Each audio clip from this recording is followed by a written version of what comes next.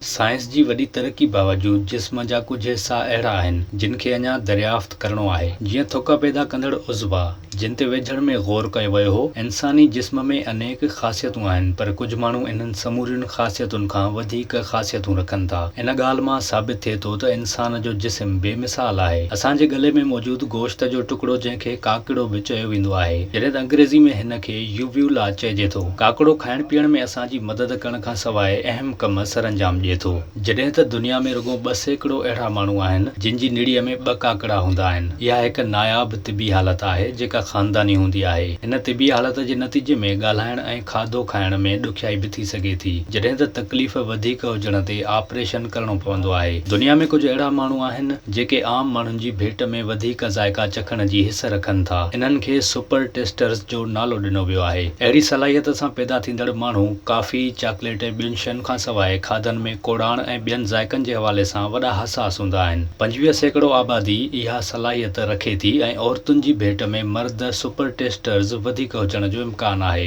इंसान जे हथनि पेरनि में नंहं हूंदा आहिनि ऐं नंहनि खां सवाइ तसवुर बि अजीब लॻे थो, पर दुनिया में कुझु अहिड़ा माण्हू मौजूदु आहिनि जेके बग़ैर नंहनि जे पैदा थियनि था। इहा बि हिकु तिबी हालत आहे जंहिं जे नतीजे में कंहिं शख़्स जी आङुरियुनि ऐं पेरनि जा नंहं नाहिनि हूंदा। इहा हालत संदनि सिहत ते कंहिं बि क़िस्म सां असरअंदाज़ नाहे थींदी। इंसानी जिस्म जी हिकु ॿी वॾी ख़ासियत आहे आम इंसाननि खां वधीक मज़बूत हॾियूं। दुनिया में तमामु घटि माण्हू अहिड़ा आहिनि जिन जूं हॾियूं अहिड़ियूं आहिनि जिन खे अनब्रेकेबल बोन्स यानी न टुटण वारियूं हॾियूं चइजे थो। हिन जीनियाती तब्दीली खे LRP5 चयो वञे थो। 1994 में हिकु शख़्स कार हादसे में बिना कंहिं ज़ख़्म जे जेरो बची वियो, तॾहिं हिननि हॾियुनि जे क़िस्म जी दरियाफ़्त थी हुई। अहिड़ी हालत में मुब्तला माण्हुनि जूं हॾियूं सवलाई सां नाहिनि टुटंदियूं, या खणी ईअं चइजे त आम माण्हुनि जी भेट में वधीक मज़बूत हूंदियूं आहिनि। इंसान जे कननि जी ॻाल्हि कजे त कुझु माण्हुनि जे कननि वेझो नंढड़ो सोराख़ हूंदो आहे। हिन सोराख़ खे पेरिक्यूलर पिट चइजे थो। माहिर चवनि था त इन सोराख़ जो हेल ताईं को ख़ासि मक़सदु साम्हूं नाहे आयो। इन खां सवाइ सभ खां हैरत जोगी ॻाल्हि आहे टेट्राक्रोमेसी। इहा हिकु अहिड़ी तिबी हालत आहे जंहिं में मुब्तला माण्हू वाधू रंग ॾिसण जी नादिर सलाहियत रखनि था। असां सभिनी जी अखियुनि में फोटो रिसेप्टर्स हूंदा आहिनि जेके रोशनी ऐं रंग ॾिसण में असांजी मदद कनि था। आम माण्हू रुॻो 3 फोटो रिसेप्टर्स ज़रिए रंग ॾिसंदो आहे, यानी नीरे, साए ऐं ॻाढ़े। पर टेट्राक्रोमेसी वारी हालत में मुब्तला माण्हू 4 फोटो रिसेप्टर्स ज़रिए रंग ॾिसी सघनि था। औरतुनि में हिन तिबी हालत जो इम्कान वधीक हूंदो आहे ऐं उहे असां खां वधीक रंगीन दुनिया ॾिसी सघनि थियूं।